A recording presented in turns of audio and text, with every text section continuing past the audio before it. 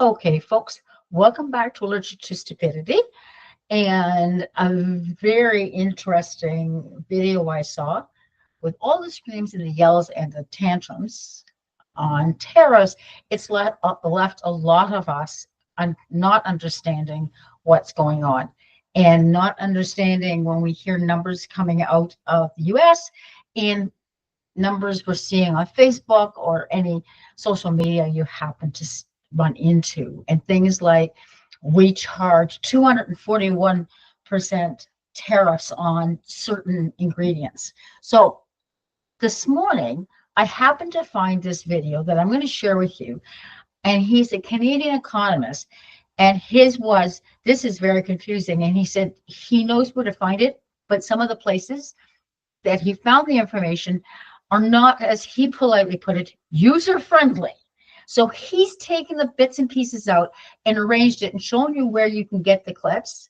And so you can go verify it, which I think is fantastic. Always want to back up your information. This is great.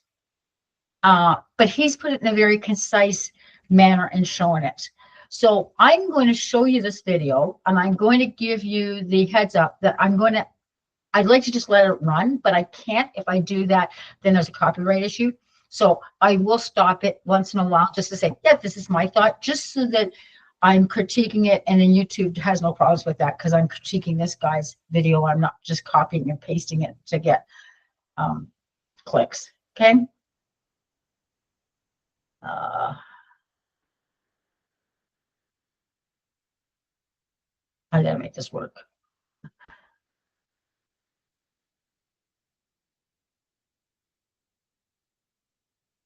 It's not liking me. I'm gonna have to stop this. Okay, let me try this. Sorry, this is taking so long. I just gotta make things work here. There we go. So we're gonna start sharing this. We're back again talking about everyone's favorite topic, tariffs, because as you're probably aware, things have continued to escalate between Canada and the United States, with a lot of the discussion recently shifting away from the original complaints of fentanyl and immigration towards Canada's protectionist measures for various industries, and specifically the ridiculous tariff rates that the country allegedly charges on U.S. imports, with Donald Trump recently claiming that the country charges Okay, just to pause there, that this is where we've been hearing it, and I heard it too, that Trump was saying we charged 250% on dairy products. And I went hunting to try and find it. And the only thing I could find was that we export 250% more dairy product than we bring it in. Like it was a percentage market. It wasn't a tariff thing. It is the only connection I could find until I saw this video. I thought, okay, this is going to clarify what I had seen. 50% on dairy that's exported from the US, with many others online circulating the seemingly ridiculous rates that Canada charges on various imports and just back that up a bit. Exported from the US, with many others online circulating the okay, so this is the kind of thing that has been circulating, and we want to clarify. And so you can see when you look at this is why people are like, what? You know, like eggs, 163%, milk 270% tariff on it, peanut butter 290% tariff, etc., etc. So this is what he's trying to clarify.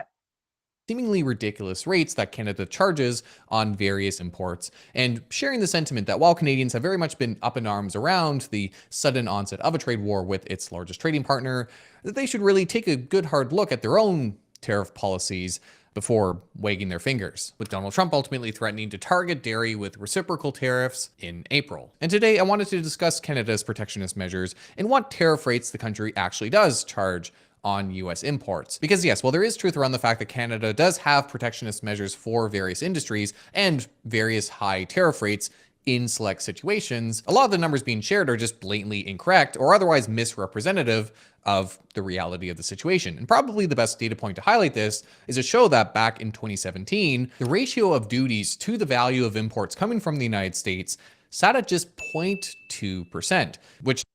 Okay, I'm going to be honest. I teach math, and that chart makes absolutely no sense to me. Like, I mean, I'm not an economist. I literally just teach math and humanities. But that chart alone, for those people who don't understand the chart, if you're confused, I get why you're confused, because I do teach math, and that's like that, and I teach data management. That means nothing to me.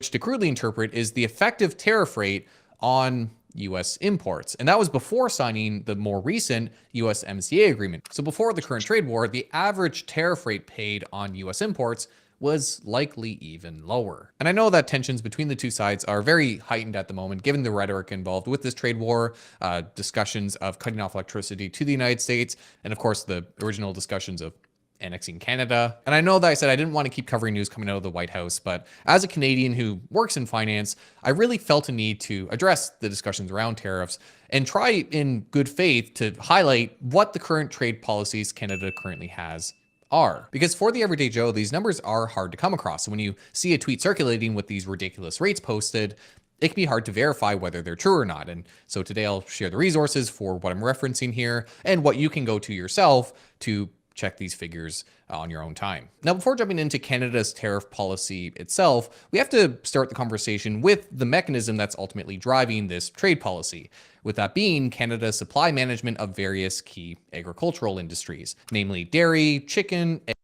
Okay, this is the one where the dairy, chicken, and turkey products that like are table eggs and broiler hash eggs, like it says right there, has caused hassles for eons. This isn't just Donald Trump. We're very protective on it for multiple reasons, but one of it is supply.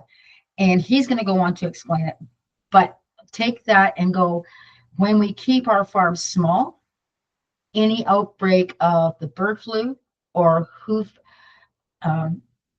disease, whatever, is contained to that small body. So if I lose a farm's worth of chickens to the bird flu, that's not going to decimate the whole egg industry in Canada. It's only going to decimate that poor farmer, and he can get back on his feet.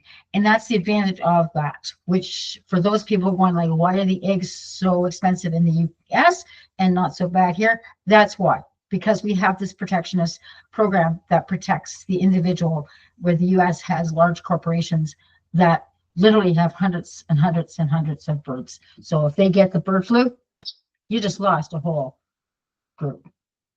Eggs, turkey, and broiler hatching. You see, ever since the 1970s, with dairy being the first industry to experience this, the country has employed this somewhat controversial method of controlling supply within its country, with the goal of this being to stabilize prices, to avoid situations of, say, oversupply leading to plummeting prices, and farmers being unable to continue operating or making the long-term investments to continue functioning at a profitable rate. Now, the pro of the system is that it naturally benefits domestic farmers, allowing them to operate through periods of otherwise price volatility, which also allows them to operate without leaning on subsidies from the government during those periods, which is something we actually see in the United States, with the country setting a minimum price for dairy products in addition to other subsidy programs. The main con, however, is that outside the administrative frictions with running this type of program, dairy prices in Canada have generally been higher as a result, with the dairy group in the country often being compared to a cartel, with Fraser Institute highlighting that prices in Canada are $1.57 higher per liter than in the United States.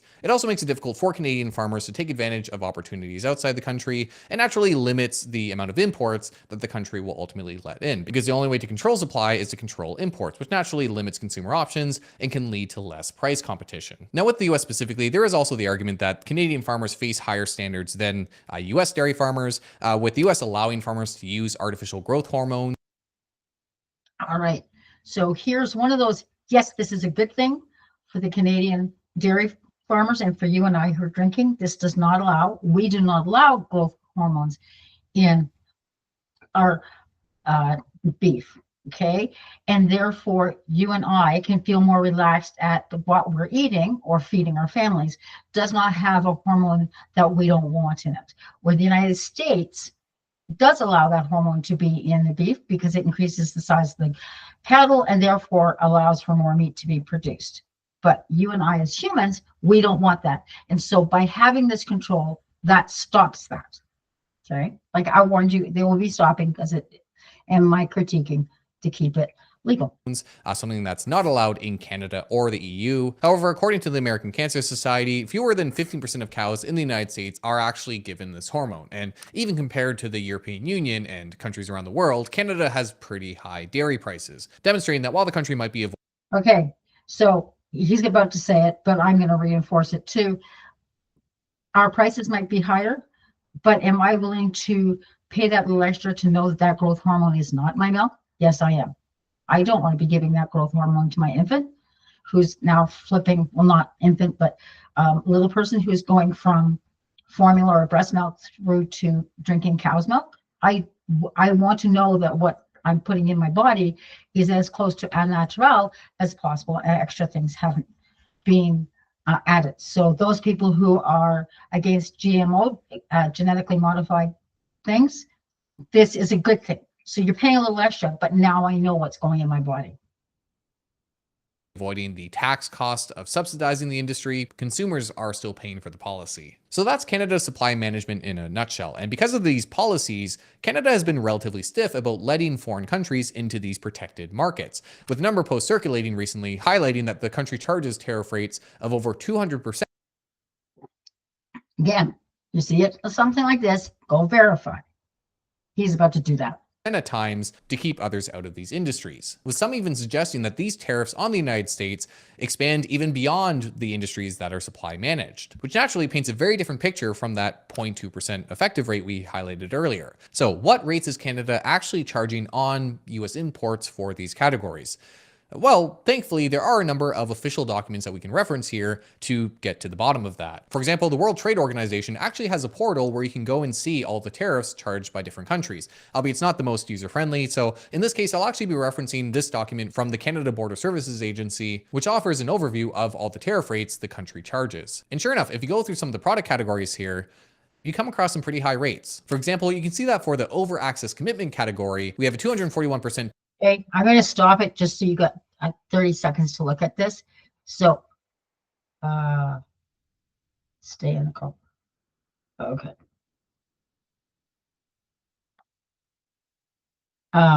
You can, it says over access. So you got to watch those things when you're looking at this, because tariff for milk that's between 1% and 6% fat content, a 245.5% rate for fresh cheese, a rate of 238 to 249% for chicken, depending on how it's prepared, 154.5% to 165. Okay, I pause again just so you've got 5 seconds or 10 seconds to actually read what's on his video. I will put the link of this in the description for this, for my video. % for turkey and 163.5% for eggs. So right away, when you compare these rates to popular tweets like this one, you do see that the high numbers specifically for the supply managed categories do somewhat line up. A number of others, however, do seem to be pulled out of thin air. For example, this Twitter post highlights that peanut butter is charged a tariff rate of nearly 300%, but in reality, you can see here that the MFN tariff, which stands for Most Favored Nation, or essentially any member of the World Trade Organization. If you're thinking of selling your house, want to know how much more you could be getting by using this brand new way to sell? The real estate market is rapidly shifting. So if you're thinking of selling anywhere in or around the Hamilton area, including the blue areas on this map, and you want to ensure is free. There is no tariff charged on peanut butter. Okay, so you can see in his chart that over here, it's going to be, it says what the tariffs are. Peanut butter is free. Now, there is this list here that's going to let you know UST, United States territory.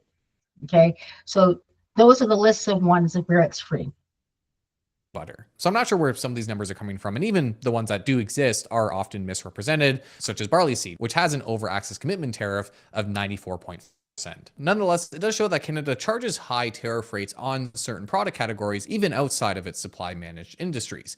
However, you've probably noticed that every tariff we've highlighted here is only for, quote, over access commitment, which highlights the first main caveat and main counter argument we've seen circulating against these posts, which is that these tariff rates are not flat rates, but rather a component of something called a tariff rate quota. meaning they only apply to imports that are beyond a given quota or limit for a given category. The tariff for products within these commitment levels is often 0 or a much lower rate than the one circulating. Now, the second thing you might notice in this document is that to the far right, we have this column titled Applicable Preferential Tariffs, under which we quite commonly see UST, which refers to the United States, which means that many of these tariff rate quotas don't actually apply to the United States because of our USMCA agreement, also known as the CUSMA or CUSMA agreement here in Canada. So to get the tariff rates applicable to US imports, we actually have to go to the agreement itself, where we can hop to Canada's tariff schedule to see that the US Here you go, guys.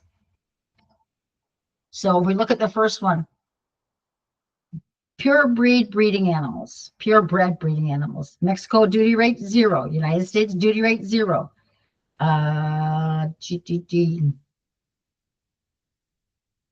Boilers for domestic production within the access commitment. So that amount that you're allowed to import into Canada without tariffs, it's 0. That's why the asterisk is there. Faces much more favorable rates than other trade partners, with the vast majority of goods seeing 0% tariffs regardless of the quantity imported, including items like barley and even lumber, items that incorrectly have been highlighted online as US industries tariffed by Canada. So that's the first main thing. Some of the numbers being circulated online are just flat out incorrect, or discussing industries that don't actually have any trade barriers between Canada and the United States.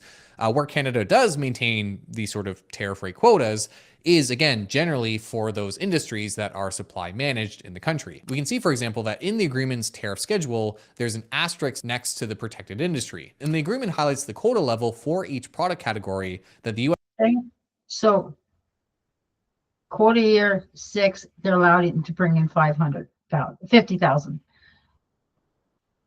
can bring in without triggering any of these rates. After the quota is met, however, imports are subject to the same over access commitment level as everyone else. And for these supply managed industries, the quotas do restrict market access, with the milk quota, for example, representing under 5% of available milk in Canada. And I know that some of these limits will lead to calls for Canada expanding US access to its various markets. But one thing worth highlighting is that even with these current limited amounts, the US hasn't even fully utilized the quotas it's been given. Canada actually tracks utilization of its quotas via its Global Affairs website. And you can see here, for example, for milk, in the 2023 to 2024 quota year, the US only utilized 13.7 million kilograms, or roughly a third of its allowed 41.7 million kilograms of quota. In fact, all other dairy categories, which have been the most discussed by the president here, have fallen meaningfully below their quota space, with many key categories like cream and again milk having room to roughly double imports or more without triggering any tariffs. Now, to be clear, that's just for dairy. For eggs and chicken, we do see the quotas mostly maxed out. And there is the argument that the reason the US hasn't exported more dairy products is because of other hurdles exporters have had to face in trying to access the Canadian market, with the US expressing grievances in the past regarding how Canada treats dairy under its USMCA agreement, with the US prevailing in one of its claims that Canada was prioritizing domestic producers, something that led to Canada updating its system, and the country then initiating a second panel review, arguing that the country violated terms of the agreement regarding what entities can receive TRQ allocations and technicalities on how. Okay, folks. Like I said, I will continue. I will put the link to that in the description. But I think my point is well shown by this guy, that this is not as black and white and as simplistic as people out there are trying to put it across. That because of the way we have set the federal government has set it up for supply and demand within Canada. It's there to protect our own industry. We are not a big business. Yes, we have lots of big business, but our orientation in Canada never has been big business before the little guy, which is one of the reasons, if you look at our political spectrum, we're more to the left and versus the right, which is all massively big business. So when we're screaming and yelling, or people are screaming and yelling about the tariffs, get all the information.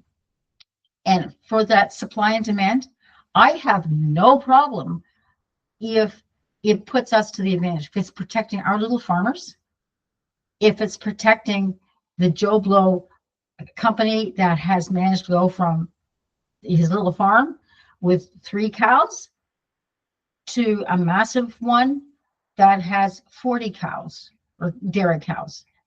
I like the fact that I know my neighbor's dairy business is protected, because big corporations, we all know the bottom dollar, I mean, it is for any of us, but the bottom dollar is the profit margin.